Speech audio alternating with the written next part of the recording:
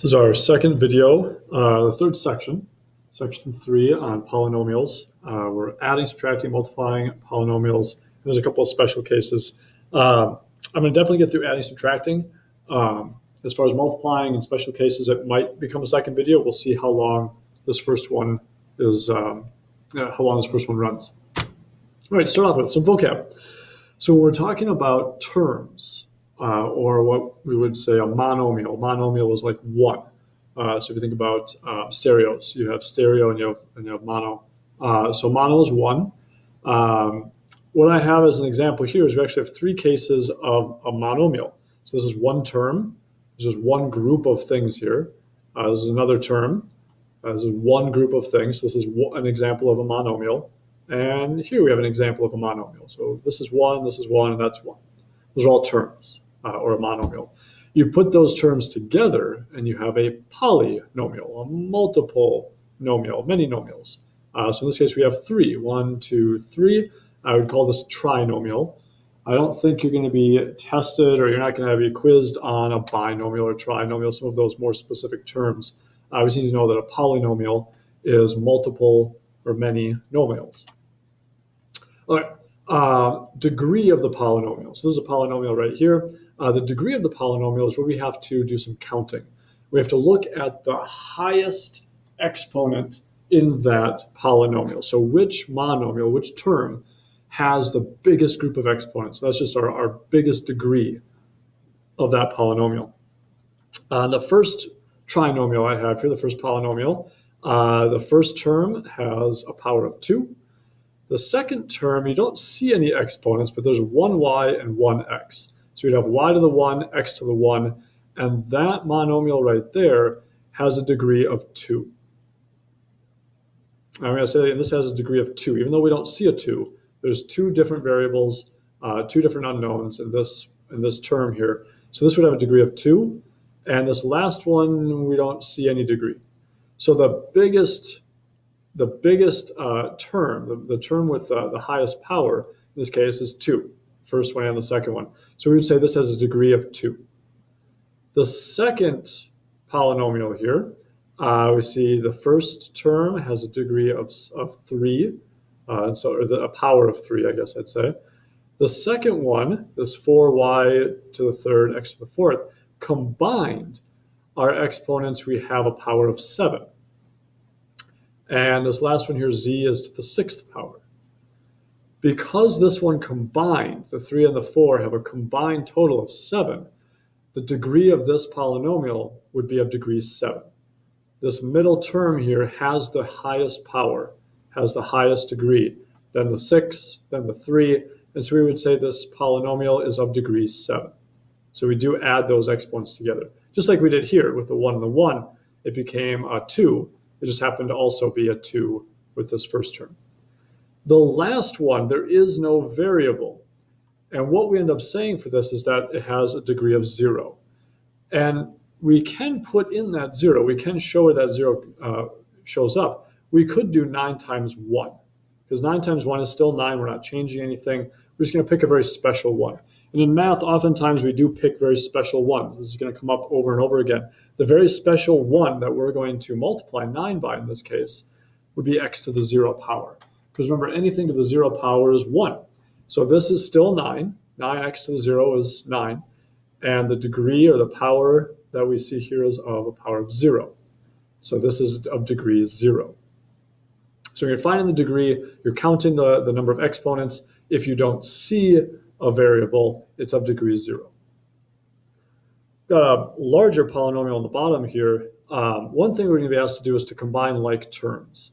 And so like terms would be things that are in common. Apples and apples, oranges and oranges, bananas and bananas.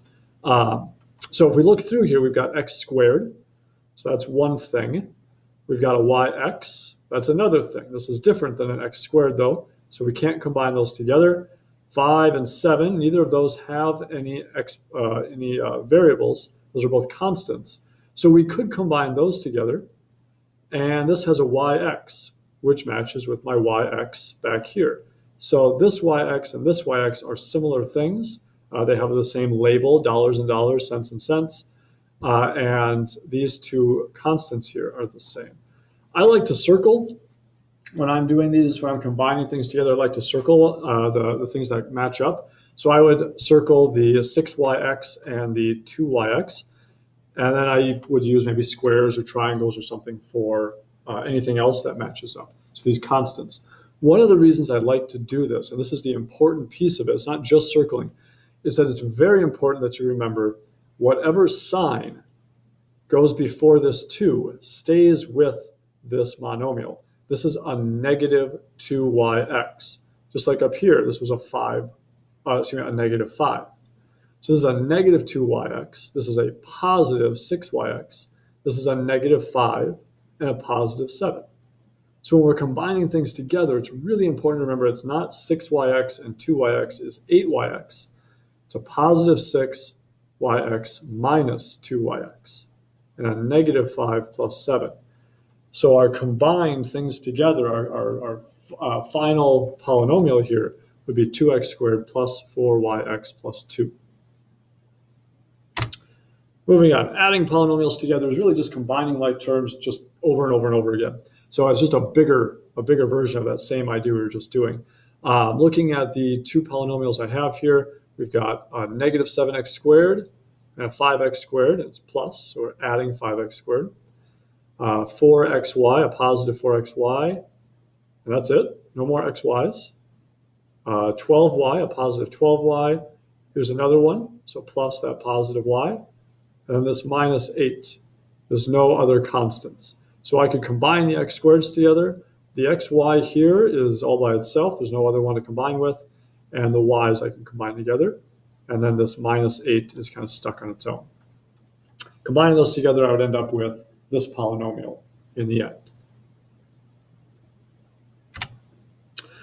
Adding polynomials, one other way to set this up is instead of doing it horizontally like I have here, we could do it vertically. It doesn't really matter, whichever one you're happier with. So I'm going to start on the left side. If we add straight down the line, one thing to be careful of is do the things you're combining together, are they in common? Are they like terms? So we've got this negative 8, which is a constant, and this positive 3, which is a constant. We can add constants together. Negative 8 plus 3 is negative 5. X and x, yep, those match up.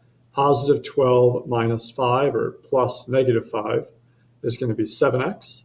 And 5x squared plus 4x squared, the x squareds match up. I'd end up with 9x squared plus 7x minus 5. I'm going to reiterate this point that it doesn't matter what the things are, x squared, x, no, as long as they're the same, we can combine them together. Apples, apples, oranges, oranges, dollars, dollars, cents, cents. Doesn't matter. Same thing with fractions. As long as they're the same, we can combine them together. So looking at my example here with the emojis, we've got laughing at me right now for using emojis. We've got two people in one place and another person all by themselves. They're laughing at me. I've got 3 people here rolling their eyes at how ridiculous this is, and one other person rolling their eyes. We've got 2 people who are just so excited about math because math is awesome, and 2 people who have already put to sleep. When we're adding these together, I can add the people who are laughing at me. We've got 1 person there, 2 people here. That's 3 people laughing at me. The people rolling their eyes. Yep, we can do that. So 3 people were rolling their eyes. I'm going to take one of those people away, minus a person rolling their eyes because they're starting to get it a little bit more. So we've got 3 minus 1. We'd only have 2 people rolling their eyes now. The happy people and the sleeping people are different. Now, they might be happily asleep, but they're different in this case. And so we can't combine those together. Happy and sleepy are different in this case. When I combine these things together, I'm going to have 3 laughing, 2 rolling their eyes, 2 happy, and 2 sleeping. And so this is going to be my final result with this polynomial. And it is a polynomial. X's is just a very basic way of saying we have a variable, something we don't know. So here we have a whole bunch of different variables. It doesn't matter what the variable is. It just represents something. So you have 2 of these things, 2 of these things, 2 of these things, and 3 of these things. So don't get too bogged down when you're adding or subtracting with exponents. As long as they match, As long as they're the same, we can combine them together by adding or subtracting. Back to distributing.